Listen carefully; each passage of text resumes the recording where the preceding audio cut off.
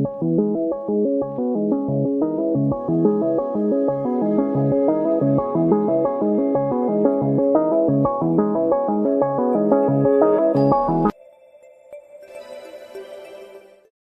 fluorescent lights of the welfare office hum with a sound that I have known since I was a little girl. It is a frequency of waiting, of asking, of proving that you are empty enough to receive help. For years, I checked the box that said African American, accepting the story the world wrote for me, never knowing that the blood in my veins sang a different, older song of this very land.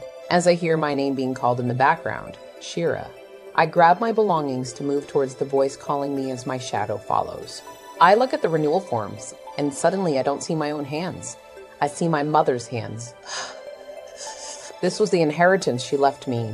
Not land, not gold, but a legacy of survival mode. Left from decades of lies of who we are as a people. Slaves, we are told. From slave ships, but never to explain the relationships they had with the people that were already here. I realized then that standing in this line wasn't just a necessity. It was a ritual. A generational loop that kept us fed but never let us fly. I was walking a path worn smooth by the footsteps of the women before me. The ones who had to protect us but never meant for it to consume us. But then my thoughts drift to them, my babies. They are waiting for me at home, believing that I am the strongest thing in the world. If I sign this paper without a plan, I am signing their names onto this same list for 20 years from now. No, the cycle stops with the breath I am holding right now. I want them to inherit an empire, not an EBT card. I was the dream my ancestors had, the wild dream, of getting out of survival mode.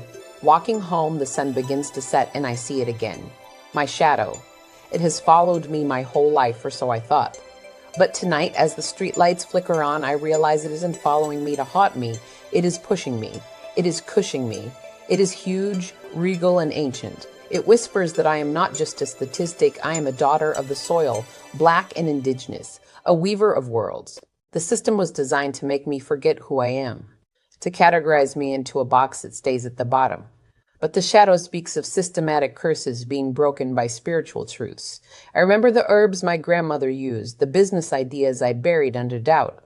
I possess the resilience of two great lineages. I am not starting from zero. I am starting from thousands of years of intelligence and forces beyond my imagination.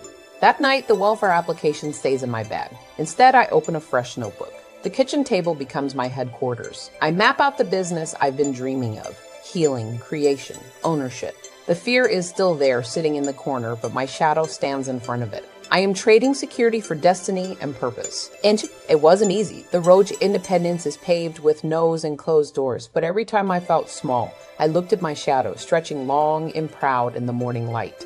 I built my business, brick by brick, honoring the indigenous roots that ground me and the black resilience that propels me. I stopped asking for permission to exist. Today, I didn't go to the office to renew my benefits. I went to register my LLC. I look at my children and I don't see the weight of the past on their shoulders. I see wings.